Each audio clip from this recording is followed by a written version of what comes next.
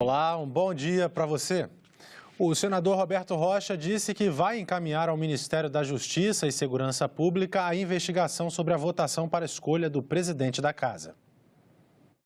Temos muitas imagens, né? Nós pegamos todas as imagens da TV Senado, da Polícia Legislativa, nós pegamos mais de 11 mil fotos só da SECOM do Senado, nós pegamos imagens de quase todos os gabinetes dos senadores, que tem assessoria de comunicação, que tem foto, vídeo do momento daquela sessão. Dá para fazer um trabalho para não deixar nenhuma dúvida. Eu acho muito precipitado alguém apontar o dedo para um senador quando as investigações estão em curso.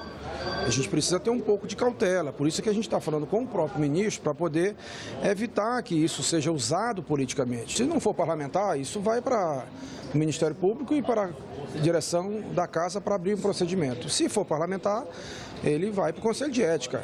Aí não cabe a mim, embora que o corregedor tenha assento no Conselho de Ética, mas o regimento fala que cabe desde uma advertência até eu chamo de morte política, é uma pena de morte política que é a cassação do mandato.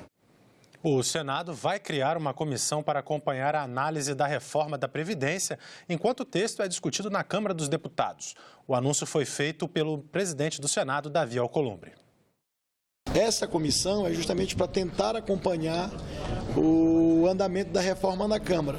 E essa interlocução entre o relator dessa comissão especial, com certeza vai ser muito importante, porque esse relator e os líderes, estando representados por todos os senadores da comissão especial, eles vão fazer a interlocução com os líderes dos mesmos partidos na Câmara dos Deputados para levar o sentimento do Senado. Então, se o relator, que é esse membro dessa comissão especial, que seria obrigatoriamente um membro titular da CCJ, irá assumir futuramente a relatoria dessa matéria no Senado, quando ela chegar no Senado, ele vai poder ter interlocução lá na Comissão Especial da Câmara, com todos os partidos que compõem a Comissão Especial da Câmara, a Comissão Especial do Senado. Então, essa interface vai dar celeridade em todo o processo.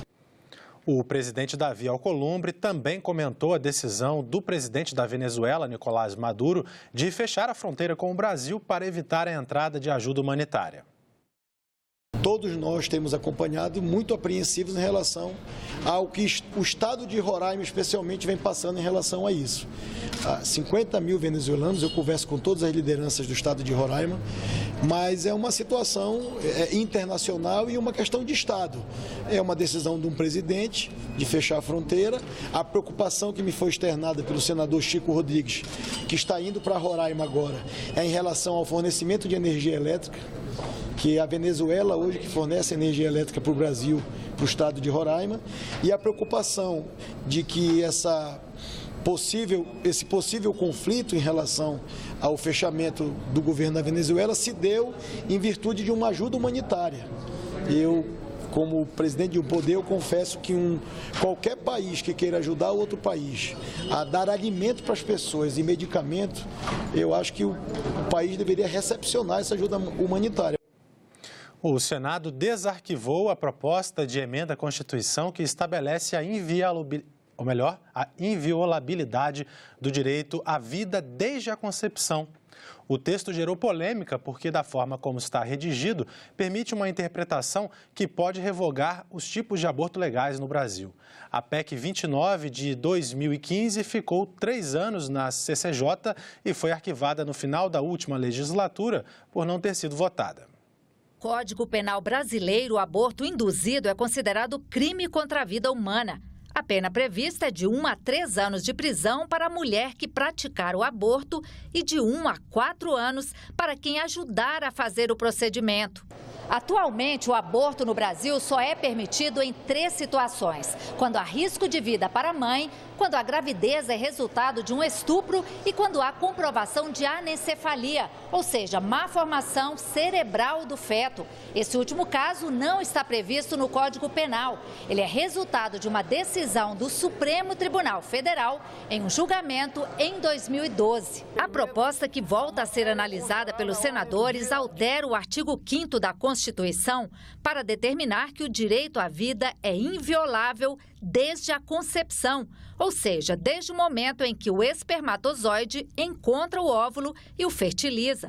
Para o senador Humberto Costa, a proposta pode inviabilizar os casos em que hoje o aborto é permitido. Se trata de apenar e dar um passo atrás num direito que as mulheres já conquistaram e que é consagrado no mundo inteiro. Esse professor do Departamento de Bioética da UNB avalia que o desarquivamento da proposta é um retrocesso, porque o assunto já foi amplamente discutido pelo Supremo em 2005 e poderá inviabilizar não só o aborto nos casos já autorizados. Isso pode envolver aspectos ligados não só à questão da lei da biossegurança, que vai afetar pesquisas, com células-tronco embrionário, pode afetar o serviço de reprodução assistida, que trabalha com a questão de gametas e também com embriões e pré-embriões.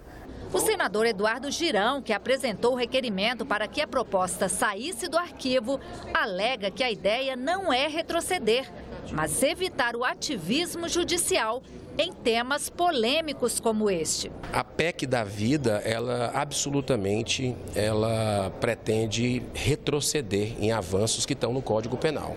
Então isso ficou claro nos debates, que o objetivo é defender não apenas a vida desde a concepção do bebê, mas também a saúde da mulher. Agora, naqueles casos em risco de vida da mãe, que são excludentes, e também do estupro, a gente respeita e a gente não quer mudar essa legislação que oferece essa possibilidade do aborto no Brasil. A ministra da Mulher, da Família e dos Direitos Humanos, Damares Alves, afirmou em audiência pública na Comissão de Direitos Humanos que as posições religiosas dela não interferem na condução dos assuntos da pasta. Damares também disse que temas como o aborto e a criminalização da homofobia devem ser regulamentados pelo Congresso e não pelo Supremo Tribunal Federal. A pasta que a ministra comanda engloba 8 secretarias, entre elas a da mulher, da criança e do adolescente, da família e a de política global, onde estão assuntos como os direitos da comunidade LGBT. Também foram transferidas para o Ministério, a FUNAI e a Comissão de Anistia. A indenização concedida aos anistiados foi exatamente a primeira pergunta feita pelos senadores. No dia 7/2 de 2019, pela Isto É, uma matéria que saiu que chamou muita atenção e as pessoas pedem esclarecimento, pedem transparência e que traga-se a verdade sobre o tema, presidente Paim, sobre a farra das indenizações. Nós precisamos respeitar os anistiados. Tá? Nós temos muitos processos ali que foram legais, justos, e nós precisamos respeitar os anistiados. Eu tenho muito medo que nesse bolo, as pessoas que receberam, porque mereciam, sejam rotulados de fraude. Mas existem alguns processos ali que a gente vai precisar rever, sim, com certeza. Outro ponto polêmico que foi questionado foi o aborto. Existe no Supremo Tribunal Federal, mais uma vez querendo usurpar o poder dessa casa, uma proposta de liberação do aborto para a Zika. Sou contra o aborto em qualquer circunstância. Não é papel do Ministério da Mulher militar contra ou a favor do aborto. Não é papel. O tema é do Congresso Nacional. E vou dizer, é do Congresso Nacional, não é do Judiciário. A senadora Leila Barros questionou Damares Alves se o viés ideológico e religioso da ministra seria aplicado em suas ações. Afinal, a senhora como ministra de todas as mulheres, a senhora vai ser a ministra de todas as mulheres ou daquelas que compartilham as suas crenças? Isso é uma preocupação que eu tenho, porque a senhora é evangélica, eu sou católica. Em um mês como ministra, eu acho que os senhores não conseguiram ver em nenhum momento eu fazer qualquer proselitismo. É ministra lá, não uma pastora, mas uma ativista de direitos humanos. O senador Alessandro Vieira comentou a afirmação da ministra de que o Brasil é o pior país da América Latina para se criar meninas. Esse não é apenas o pior país para se criar meninas da América Latina. É o pior país para ser LGBT, é o pior país para ser negro. Provavelmente é um dos piores países do mundo para se viver hoje em dia, considerando o indicador de homicídios que nós temos e a falta de oportunidades. A pergunta objetiva nesse ponto é: o projeto que criminaliza a LGBTfobia tem o apoio do seu ministério e do governo federal? Quem respondeu foi o secretário nacional de Proteção Global. No entendimento do Ministério, e tomando mais uma vez a palavra da ministra, nós entendemos que os contornos dessa criminalização ou não devem ser decididos por essa casa. Com as suas devidas excludentes, somos terminantemente contra qualquer violência a essa população e a qualquer outra população. A ministra lembrou ainda outros temas importantes que estão sob análise do Ministério, como a educação domiciliar. Ela disse que a regulamentação da matéria virá por medida provisória, mas que o debate será feito no Congresso Nacional. Defendeu um pacto nacional para preservar a infância e também para combater a violência contra a mulher. Segundo a ministra, dados recentes do Ministério revelam que a cada 8 minutos uma mulher é estuprada no Brasil. São 13 as comissões permanentes do Senado. Elas foram criadas para decidir sobre propostas dentro de campos temáticos. Alguns senadores reclamam que uma área não recebeu esse espaço exclusivo dentro da casa, a de segurança pública. A inexistência de uma comissão específica para analisar os problemas da violência no país tem sido motivo de debate entre os senadores. Alguns parlamentares criticaram a ausência de um colegiado no Senado voltado para a segurança pública. O Senado da República, sendo a segurança pública o tema de maior preocupação para todo cidadão brasileiro. Quando se pergunta qual é a pior prestação de serviço público, ganha em todas as pesquisas a saúde. Quando se muda a pergunta, e o que mais te aflige, é a insegurança. Que nós tenhamos o mais breve possível, porque o governo está falando, estou mandando um pacote da segurança. E nós não temos uma comissão específica para recebê-la. Segurança pública é prioridade. Então temos comissões que de repente nesse momento não são prioridade. Mas mesmo que assim não fosse, presidente, se for necessário uma estrutura, porque eu acho que não é tão necessário uma estrutura grande, eu acho que é o barato que sai caro. Segurança pública tem reflexo no turismo, tem reflexo na qualidade de vida, tem reflexo na saúde, tem reflexo em absolutamente tudo nesse país. Mas a polêmica não é de agora. No ano passado, o senador Eumano Ferrer apresentou um projeto de resolução para alterar o regimento interno do Senado, que ainda não foi colocado em votação. O objetivo é criar uma 14ª comissão permanente na casa. O tema, claro, segurança pública. O problema da segurança ou da insegurança no nosso país vem se agravando. Pegar o ponto de nós termos sido, em 2017, 63 mil homicídios. E o Senado não tem uma comissão específica para tratar dessa questão. Então nós propusemos, através de um projeto de resolução de número 39 em 2017, a criação de uma comissão específica para tratar das questões relacionadas à segurança e também as questões das penitenciárias no Brasil. Mas o presidente do Senado considera difícil a criação de mais uma comissão. A gente vai discutir na mesa diretora, mas o sentimento é não se criar mais uma comissão. A sugestão é muito válida do senador Major Olímpio, mas o sentimento da casa é enxugar a máquina do Senado. Então, nesse primeiro momento, não há esse desejo de se criar mais uma comissão, mas eu vou colocar a sugestão dele para a mesa diretora. Na opinião deste cientista político, não há necessidade da criação de uma nova comissão permanente. Acho que as comissões que lá estão poderiam dar conta de uma quantidade boa de discussões de temas correlatos.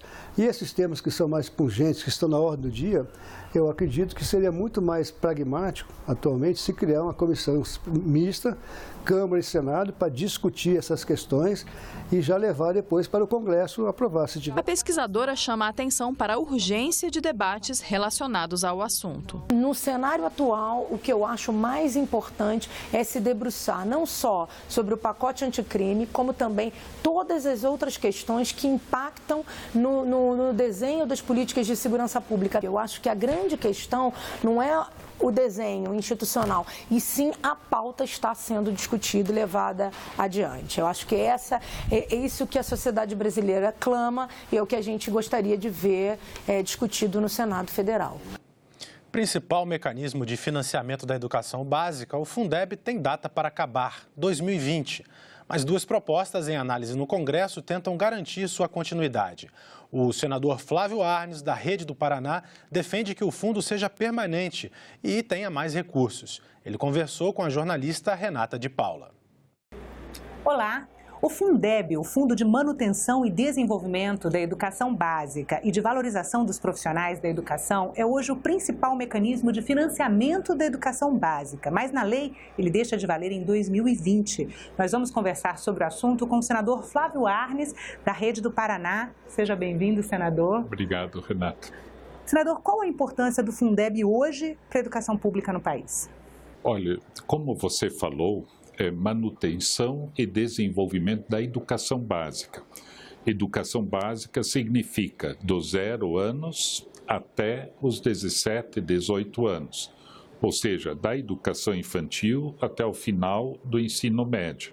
Então, educação básica é um conjunto, e isto é o que existe, eu diria, Renata, de mais importante para o Brasil, desenvolver a educação. A gente vai ter um país diferente com uma educação de qualidade, educação que atenda às necessidades do povo.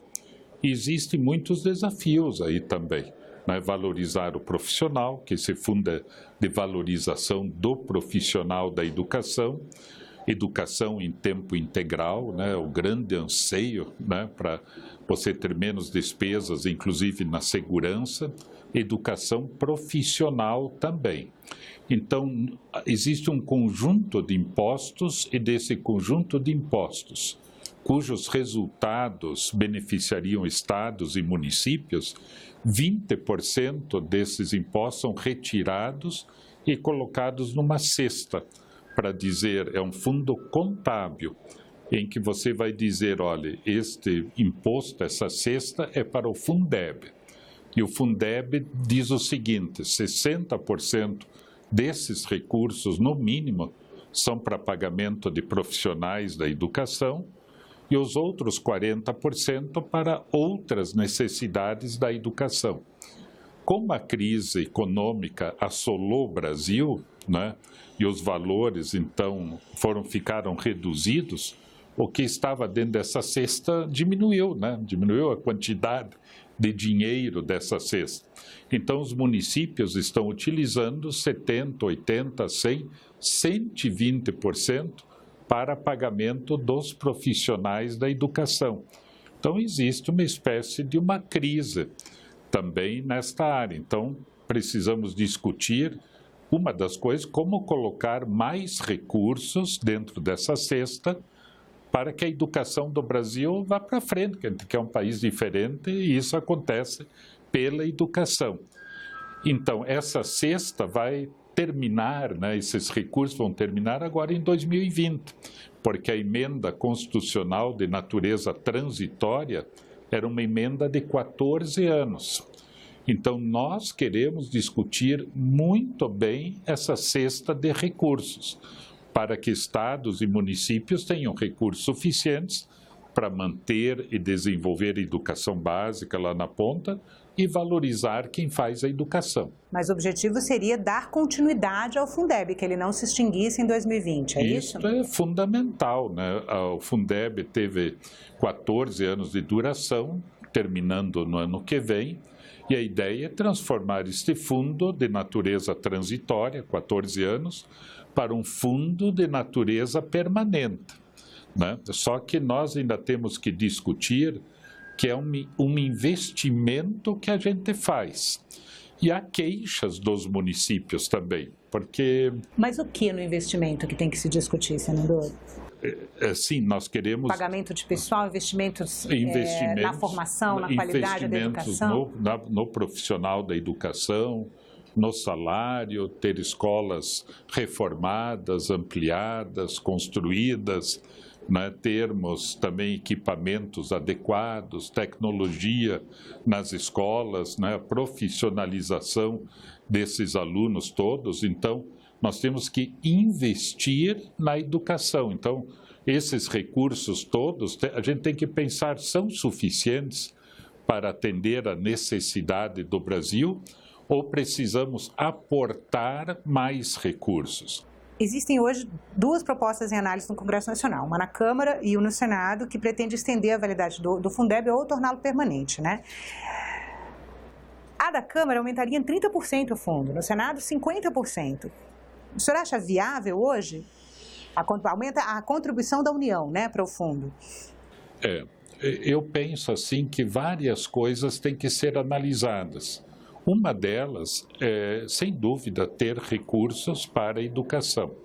Outra coisa é a gente pensar onde que esses recursos estão sendo gastos, investidos, dispendidos. Mas como que isso está acontecendo? Está indo para a ponta? Está ficando em atividade meio, na burocracia? Está atendendo os objetivos? Né? Como nós temos um valor no Fundeb, nós temos um valor por aluno. Então, cerca de R$ 3.500 é o valor de cada aluno. Varia um pouco se é em tempo integral, se é uma pessoa com deficiência, se é na educação infantil, mas em torno disso. Então, nós temos que dizer, olha, precisa de mais dinheiro para que esse aluno seja bem atendido. De onde que vem esse dinheiro? Então, nós temos que discutir. Basta dizer que nos CENSES, que são Centros de Ações Socioeducativas para o Adolescente Infrator, no Paraná, hoje, um aluno custa R$ 13.000 por mês. 13 mil por mês. Aqui nós estamos falando de 3.500 por ano. Então, nós temos que investir muito mais aqui para que este aluno não vá para a rua, para a droga, para o crime, né? Então, essas propostas que estão em tramitação são propostas que vão ter que ser muito debatidas, né? Inclusive na Comissão de Educação, da qual eu faço parte, sou inclusive vice-presidente da comissão, e este, eu diria, é um dos assuntos mais importantes na área da educação, porque nós estaremos discutindo a educação básica, que é a educação de todo o povo brasileiro, em todos os seus aspectos, né? Quer dizer, é tudo, né? Profissional, salário, plano de carreira, piso salarial, quanto que um aluno custa, o que tem que ser feito. E se a gente quiser um Brasil diferente, a gente tem que investir nos valores que nós vamos colocar dentro dessa cesta, aqui, né? Usando a figura que eu coloquei, né? Todos os impostos vêm para dentro dessa cesta e a gente tem que ver se isso é suficiente, se isso vai atender às necessidades, né, se está sendo justo para os municípios, né, há distorções, justo para os estados, mas tem que ser o anseio da sociedade. O senhor acha que o Fundeb atual, ele deve mudar após essa discussão?